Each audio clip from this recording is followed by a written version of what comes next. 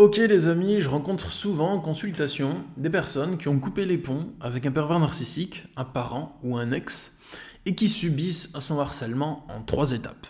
La première étape de harcèlement, c'est le moment où vous venez de rompre et où il y a une sorte de harcèlement de rage. C'est là que le harcèlement est le plus intense. Il est dans un état de panique, de colère, de rage, et il fait des actions désordonnées assez explosives. Donc c'est quelqu'un qui va vous mettre beaucoup de pression d'un coup. Ensuite, il va y avoir le harcèlement sur le moyen terme, puis le harcèlement sur le long terme, qui peut durer même une décennie après que vous ayez rompu avec le pervers narcissique. Pas tout le temps, rassurez-vous les amis, si vous venez de rompre, hein, c'est pas tout le temps, vraiment.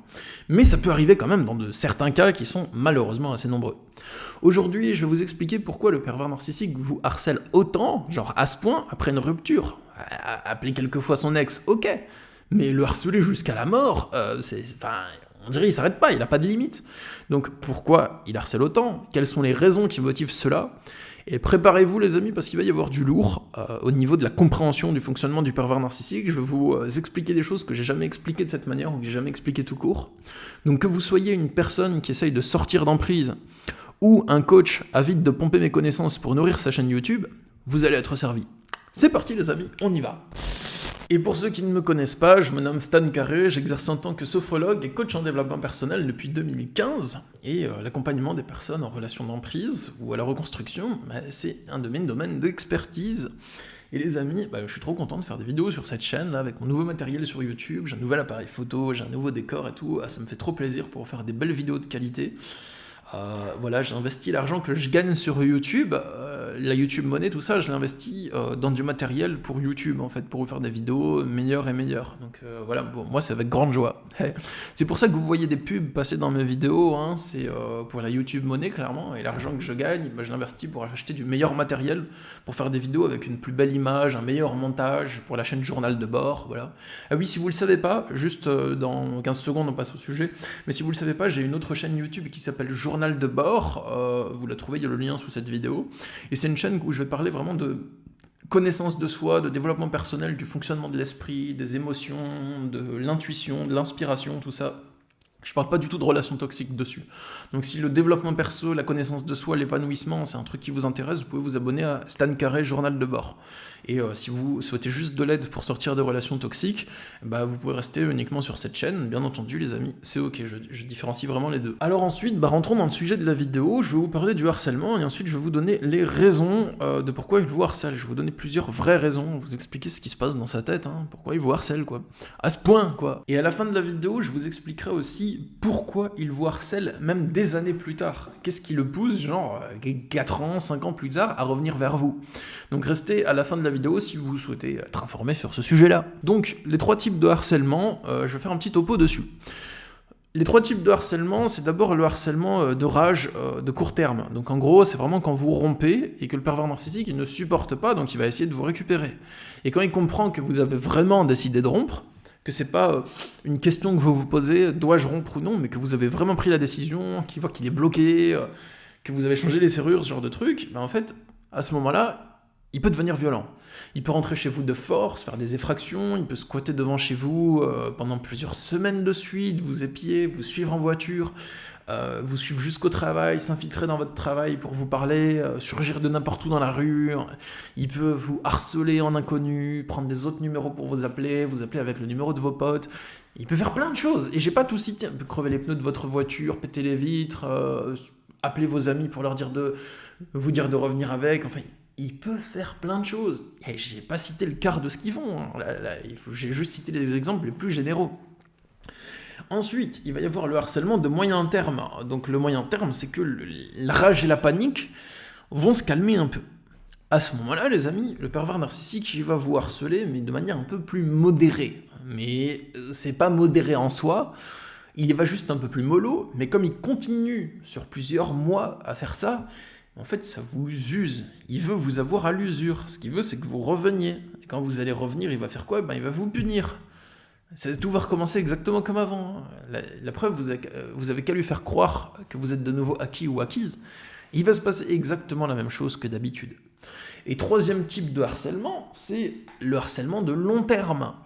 Donc ça, c'est quand ma mère que j'ai bannie, 10 ans plus tard, elle m'appelle à Noël ou aux anniversaires. Ah bon, c'est pas bien méchant, hein, c'est pas vraiment du harcèlement, mais enfin plus ou moins, ça dépend comment on voit le harcèlement. Il y a des personnes qui reçoivent des lettres de leur ex pervers narcissique 10 ans plus tard, qui lâchent jamais totalement la grappe, qui les rappellent aux dates significatives, aux anniversaires, en masqué, en laissant des messages où ils respirent juste au téléphone, ce genre de trucs. Et ça, en fait, c'est lourd. On a envie de couper le lien énergétiquement avec la personne quand on le bloque. On n'a pas envie de garder un pied, j'allais dire dans la tombe, dans la relation. Parce que c'est à peu près ça, hein, malheureusement, oui. Donc, maintenant que je vous ai expliqué un peu comment se fait son harcèlement, je vais vous expliquer pourquoi il vous harcèle. Parce que c'est le sujet de la vidéo, c'est ce qui est dans le titre. Donc, je vais vous expliquer pourquoi il vous harcèle, pour honorer la promesse contenue dans mon titre, chers amis. Je vous balance les raisons pêle-mêle, il n'y a pas forcément de continuité entre les autres raisons, mais vous allez voir qu'elles sont très intéressantes. C'est là que je vous ai dit que je vais vous balancer du lourd. Un truc à savoir sur le pervers narcissique, donc, c'est que son esprit n'évolue pas. Son esprit reste en circuit fermé. Donc oui, il va apprendre quelques fonctionnements du monde, un peu, il va apprendre quelques détails en rapport avec son métier, enfin voilà. Il va peut-être avoir de nouvelles connaissances, mais intérieurement, il ne va pas faire de bouleversement dans les structures profondes de sa psychologie, alors que vous le pouvez. La preuve, vous essayez de sortir de relations d'emprise où vous en êtes sorti. Donc, pour sortir de relations d'emprise, vous avez forcément des prises de conscience, du travail sur vous, changer vos réflexes par rapport au pervers narcissique, faire des choses que vous n'avez jamais faites, oser dire non, bloquer, enfin, vous reconstruire, travailler sur la culpabilité. Enfin, il y a énormément de choses, la dépendance affective, le sentiment d'injustice, tout ça, il y a plein de trucs. Vous pouvez faire des bouleversements mentaux de votre fonctionnement psychologique. Ces bouleversements, je ne dis pas qu'ils sont faciles à faire, ça prend du temps, mais c'est quelque chose que vous êtes capable de réaliser. Lui, non. Son esprit reste en circuit fermé, donc son esprit n'évolue pas. Son esprit, en général, n'évolue qu'en pire.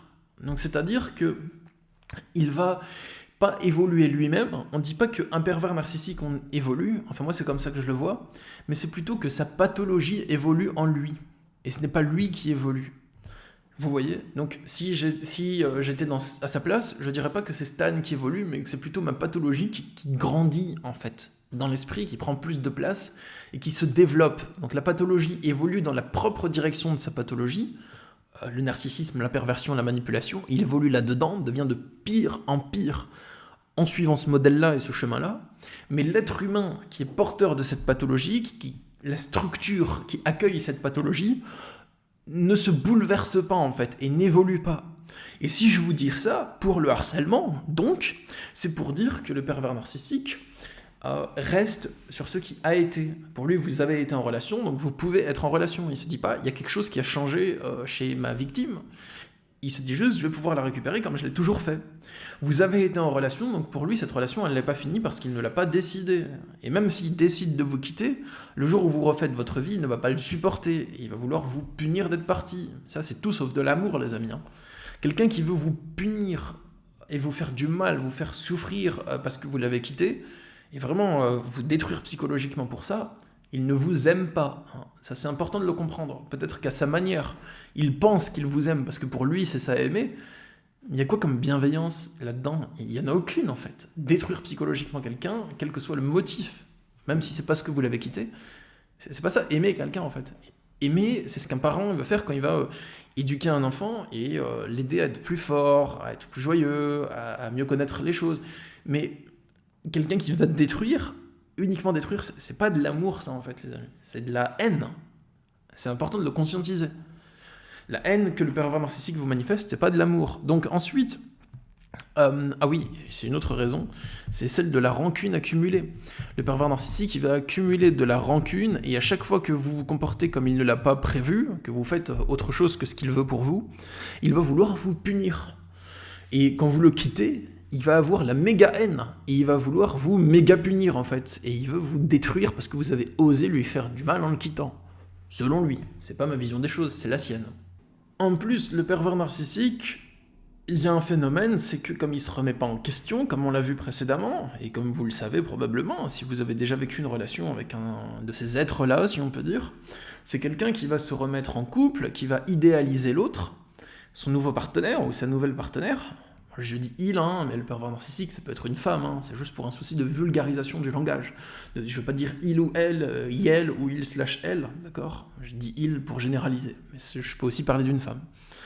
C'est quelqu'un qui va idéaliser l'autre, donc il va voir, par exemple, sa nouvelle partenaire de couple, dans le cas d'un couple hétéro, comme quelqu'un d'idéal, il va tout projeter sur elle. Elle est géniale, elle est parfaite. Mais rapidement après, il va se rendre compte que la nouvelle partenaire, en fait, elle n'est pas géniale ni parfaite, elle est ce qu'elle est. Donc il va être déçu, il va se sentir trahi, il va ensuite retourner vers son ex, donc vers vous, et essayer de vous reconquérir parce qu'il va croire que vous êtes mieux que cette personne, parce qu'il va repenser au moment de votre relation où vous étiez exactement comme il l'avait prévu. C'est quelque chose qui est un chaos monstre dans son esprit. Donc il a sa nouvelle meuf ne se comporte pas comme il l'entend. Plusieurs fois, elle lui tient tête, ensuite il y aura des disputes et il va se dire oui en fait, mon ex c'était mieux parce qu'au début ça se passait bien, il va retourner vers vous, vous allez le reprendre ou le rejeter, il y aura soit une relation triangulaire, soit vous allez juste essayer de vous protéger. Bref, c'est le chaos. J'ai aussi noté un fait très important, c'est que le pervers narcissique, il croit ce qu'il pense sur le moment. Ce que je veux vous dire, c'est que le pervers narcissique, il a un complexe narcissique, donc, enfin, je sais pas si on peut appeler ça un complexe narcissique, ou quel est le terme psychologique exact pour ça, mais c'est qu'il a une image de lui qui est faussée, il se voit comme supérieur à ce qu'il est vraiment. Il y a même des personnes qui ont des troubles de la personnalité narcissique, et qui sont, par exemple, des hommes de taille moyenne, et qui vont se voir comme beaucoup plus grands et beaucoup plus larges. Donc ils vont chercher la merde avec des géants, quoi. Enfin, vous voyez ce que je veux dire. Et c'est vraiment un trouble chez eux, ils le font pas exprès. Donc, il y a des pervers narcissiques qui vont avoir une image d'eux idéalisée, ils vont se voir comme quelqu'un de génial, alors qu'en fait, c'est juste des vieux gars qui vivent au crochet des meufs, qui les hébergent chez elles. Et il n'y a pas de mal à ça, mais ils vont se comporter mal avec, ils râlent tout le temps. En fait, quand on les voit, c'est genre des raclures, des schlags, excusez-moi le terme, mais c'est comme ça que dans le quartier on peut les appeler en fait, c'est des vieux schlags. Dans le quartier, on dit ça, voilà. C'est pas un jugement, mais c'est vraiment le terme qui me vient pour essayer de décrire au mieux le personnage que j'essaye de décrire. Et donc, les amis, eux, ils vont pas se voir comme ça, ils vont se voir comme quelqu'un d'érudit, comme quelqu'un de génial, de magnifique, de séduisant. Ils vont croire qu'ils sont vraiment géniaux et absolus. Et le problème que ça vient soulever, c'est que ils ne se remettent pas en question, et quand ils pensent quelque chose, ils croient que leur pensée est elle-même géniale, absolue et vraie. Le pervers narcissique se surestime et il surestime aussi toutes les parties de lui. Donc il va aussi surestimer sa pensée. Et le problème, c'est que quand il va penser à quelque chose, il va donc croire que sa pensée, à l'instant T, est représentative de la globalité du sujet ciblé par la pensée. Je répète, il va croire que sa pensée à l'instant T est représentative de la globalité du sujet ciblé par la pensée. Donc, si moi, je pense à toi, et je pense à toi en train de me sourire, eh bien je vais me dire, cette personne, c'est une personne qui est souriante, et qui sourit tout le temps. Alors que peut-être pas, peut-être qu'à des moments, t'es grincheux, peut-être qu'à des moments, tu fais la tête, peut-être qu'à des moments, t'es angoissé. Et voilà, chaque personne n'a pas une seule facette, chaque personne en a plusieurs. Mais le pervers narcissique, quand il va penser à vous d'une certaine manière, il va croire que vous n'êtes que cette chose-là. Et donc, il va alterner entre les moments où il vous idéalise et où il vous voit comme une personne géniale qu'il faut reconquérir. À ce moment-là, il va vous harceler pour vous reconquérir, en fait. Il va vous dire « Ouais, mais à ce moment-là, on a vécu un truc de dingue. Il faut que je retourne avec cette personne. » Et à d'autres moments, il va alterner entre les moments où vous ne vous êtes pas comporté comme il voulait. Et donc, il va avoir de la haine. Et à ce moment, il va vous harceler, mais pour vous punir, pas pour vous reconquérir. Donc, ça n'a aucune fin. Hein. C'est un bordel monstre dans sa tête. Et le problème, c'est qu'il sort ce bordel de sa tête et qu'il a des actions bordéliques et que vous, ça vous cause de la souffrance. Et les derniers points que je souhaitais aborder avec vous, c'est déjà de vous abonner à cette chaîne, les amis. Si vous aimez bien le contenu que j'y partage, eh bien vous pouvez vous abonner en cliquant sur le bouton s'abonner et sur la petite cloche à côté pour être notifié des prochaines vidéos. Le point suivant de pourquoi il vous harcèle, c'est parce qu'il ne supporte pas qu'on lui désobéisse ni qu'on lui échappe. Donc pour ça, il décide que vous devez lui appartenir. Et si vous lui échappez et que vous coupez totalement les liens avec lui, en fait ça l'énerve, il a la haine, il pense que ça ne devrait pas être. Et il va vous rattraper pour se venger, pour vous soumettre, pour vous abattre en fait. Ce qu'il veut, c'est que vous soyez à sa merci, que vous soyez sa chose en fait, et que ça soit conscient ou pas, c'est comme ça qu'il ressent les choses. Et avant de clore cette vidéo, voyons comme promis pourquoi il vous harcèle plusieurs années plus tard, et même 5-10 ans plus tard, avec le pervers narcissique, il peut revenir des fois. Premièrement, car il ne fait pas de deuil, hein, il va pas vraiment faire un travail de deuil pour passer à autre chose, pour de bon, faire un bouleversement psychologique, comme je vous l'ai dit. Ensuite, parce que son pouvoir de séduction baisse avec le temps, et bah oui, le pervers narcissique, à force de mal se comporter avec les gens, que ces gens le fuient, et qu'ensuite il trouve quelqu'un d'autre et il répète les mêmes schémas, et ben en fait ça marche tant qu'il a un pouvoir de séduction. Mais un vieux pervers narcissique, et ben à force d'aigreur, à force d'être méchant, ben en fait en vieillissant ça devient quelqu'un qui se dégrade physiquement, à force d'éprouver des mauvaises émotions, ça joue sur des maladies, ça va le toucher physiquement, il va être beaucoup moins séduisant, ou elle va être beaucoup moins séduisante. Donc revenir vers ses anciennes proies, où un travail de conditionnement et de séduction a déjà été fait au préalable. Ensuite, le pervers narcissique croit qu'il peut vous récupérer parce que vous êtes plus bête que lui, c'est ce qu'il pense, c'est pas la vérité, et que vous allez tomber dans le panneau comme vous l'avez fait précédemment. Mais vous faites du travail sur vous, donc au bout d'un moment ça marche plus. C'est aussi quelqu'un qui pense pas du tout à votre bien, hein. Il pense à vous récupérer, même si vous mettez tout en place pour le fuir, il pense à vous récupérer. C'est quelqu'un qui vous aime pas, c'est pas de l'amour ça. Vous dépensez, je sais pas moi, un accompagnement de coaching pour le fuir, vous changez d'appartement, vous changez les serrures, vous changez de travail, et la personne elle veut que vous reveniez. Si vous déployez toute cette énergie en psychanalyse, en achetant des livres, tout ce temps pour vous barrer et vous tirer, c'est que c'est important pour vous. Il va juste penser à « je veux que cette personne revienne ». Et même pas pour lui faire du bien, c'est pas de l'amour ça, c'est pas de l'amour. Il regarde pas que vous faites tous les efforts pour faire quelque chose qui est de vous barrer, il pense juste à lui. Et souvent, le pervers narcissique continue à vous harceler parce que ça marche. Parce que quand il vous harcèle, vous revenez. Donc il va retenir, c'est un conditionnement basique, hein, que quand il le fait, vous revenez. Donc il va continuer à le faire. Donc si vous voulez que le pervers narcissique arrête de vous harceler, eh bien pour vous donner un petit conseil avant de vous laisser, faites en sorte que ça ne marche pas. Appelez la police pour qu'il le dégage. Ne portez pas forcément plainte. Enfin vous pouvez si vous voulez. Hein. Mais ce que je veux dire, c'est pour les personnes qui ont peur de le trahir en portant plainte ou que ça aille trop loin, appelez juste la police pour qu'il fasse une intervention et qu'il le dégage de devant chez vous. Rien que ça lui montre que quand il se pointe devant chez vous, il a la police et que vous ne revenez pas. Et ça, il va le retenir, vous verrez, ça va marcher. C'est pas être radical forcément, mais vous verrez un net changement en tous les cas. Voilà les amis pour mes explications sur le sujet. Donc si ça vous a plu, vous pouvez me le dire dans les commentaires. Et si vous souhaitez vous sortir du harcèlement d'un pervers narcissique, ou rompre en évitant le harcèlement, ou si vous souhaitez savoir comment dépasser cette épreuve difficile, eh bien je propose un pack de formation vidéo qui s'appelle Comment rompre avec un pervers narcissique. C'est un accompagnement en vidéo complet. Il y a 10 heures de vidéo réparties en 50 vidéos, et dessus je traite tous les sujets, donc c'est très bien classé. Il y a les vidéos sur... quels sont les freins qui vous empêchent de rompre? Donc la culpabilité, la dépendance affective, la peur des représailles, il y a un très large panel qui est traité. Il va y avoir aussi les vidéos sur comment rompre, comment amorcer la transition de rupture, que faire, que dire, que ne pas faire, que ne pas dire pour rompre, selon votre situation, et ensuite comment retrouver la paix et un petit équilibre après avoir rompu. Ce pack de formation vidéo, il est complet, je l'ai travaillé pendant des mois, et les personnes qui le suivent sont toutes satisfaites. J'ai eu que des retours positifs. Et il y a le lien sous la vidéo pour y jeter un œil. Si vous regardez, que vous cliquez sur le lien, vous pourrez voir le titre de chacune des vidéos.